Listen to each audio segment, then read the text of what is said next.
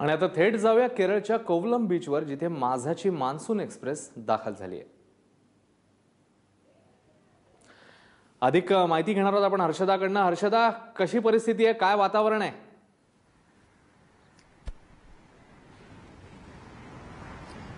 अश्विन, तमिळनाडूतनं प्रवास करून आपण आता कोवलम बीचच्या अगदी जवळचा जो बीच आहे विझिंगम, तिथे पोहोचलेलो आहोत। हे एक मोठं बंदर आहे आणि आता इकडे मागे समुद्राची गाज ऐकायला मिळते आहे।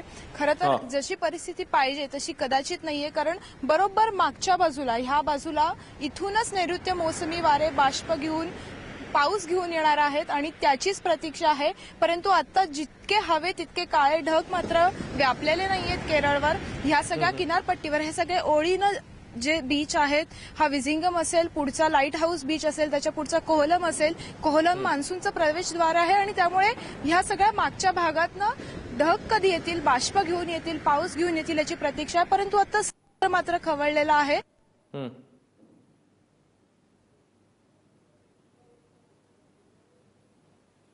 येत असतात।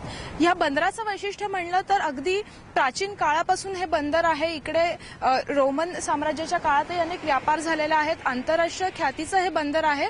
आता मागे अगदी काही दूरवर 2-3 बोटी दिसतायत अश्विन, आणि त्या ठिकाणचे आता मच्छीमार आहेत, ते आता आपला जो काही व्यवसाय आहे त्यांचा मच्छीमारीचा, तो आता थांबवून परतीच्या प्रवासाला निघालेत। कारण आता 2-3 दिवसातच समुद्र खवळेल आणि त्यामुळे आता त्यांचा मासेमारीचा व्यवसाय मात्र काही काळासाठी, निदान 2 ते 3 महिन्यासाठी त्यांना थांबवायला लागेल। त्यामुळे एक शेवटची समुद्रातली त्यांची फेरी सुरू झालेली आहे आणि आज संध्याकाळपर्यंत तर समोर दिसणारे जे सगळे 2-4 बोटी आहेत ते सगळे मच्छीमार परतीच्या प्रवासाला लागतील। परंतु आता समुद्र मात्र बऱ्यापैकी खवळलेला आहे। खरं तर 1 तारखेपासूनच मच्छीमारांना समुद्रात न जाण्याचा इशारा IMDने दिलेला असतो आणि त्यामुळे अगदी तुरळक बोटी आपल्याला ह्या समुद्रात पाहायला मिळत आहेत।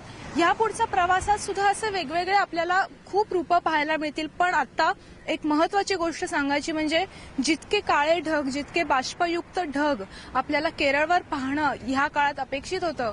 मागच्या वर्षी सुद्धा 2011 पासून जर आपण पाहिलं तर साधारण या काळात पाऊस धडकलेला असतो या ठिकाणी, परंतु तेवढे बाष्पयुक्त ढग आता तरी केरळवर दिसत नाहीयेत। या पुढच्या प्रवासात आपल्याला ते दिसतीलच अश्विन।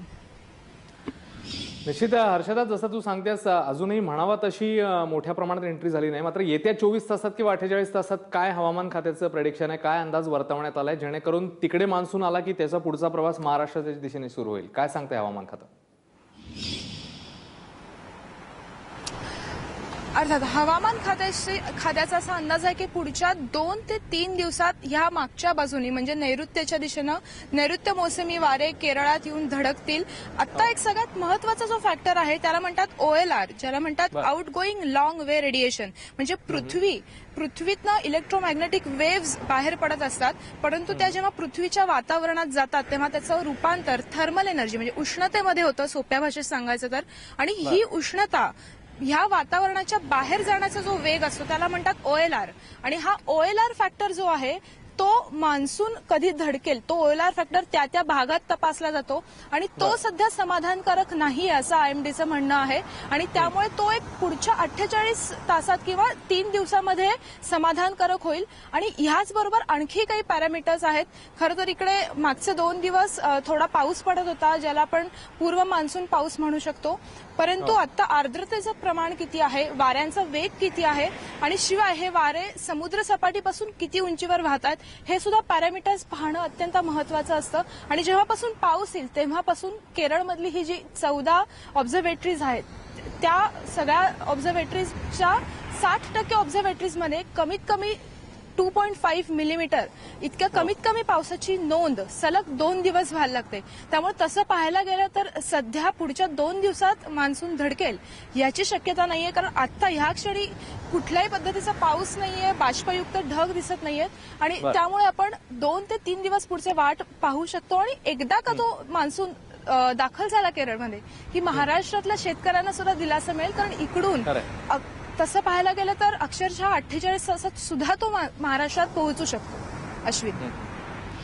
हर्षदा, आतापर्यंत जसं तू आता केरळला आहेस, आतापर्यंतचा तुझा प्रवास नेमका कसा झाला, कोणकोणते टप्पे होते आणि इथून पुढे मान्सून एक्सप्रेसचा प्रवास नेमका कसा होणार आहे ते सांग।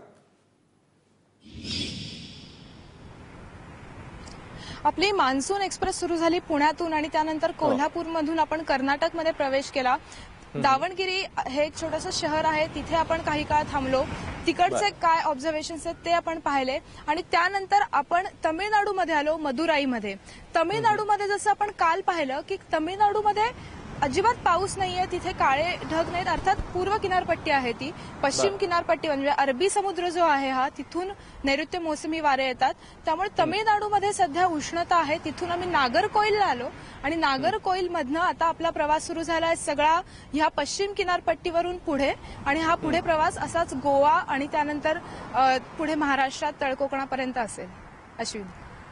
निश्चित. आणि या प्रवासामध्ये जसं तू सांगितलंस निसर्गाची वेगवेगळी रूपं तू आम्हाला दाखवणार आहेस, त्यासोबतच भरपूर पाऊस इकडे घेऊन ये. कारण जसं तू मगाशी म्हटल्याप्रमाणे महाराष्ट्रातला शेतकरी खास करून दुष्काळग्रस्त बळीराजा जो आहे तो चातकासारखी त्याची वाट बघतोय. धन्यवाद हर्षदा या सगळ्या सविस्तर माहितीबद्दल.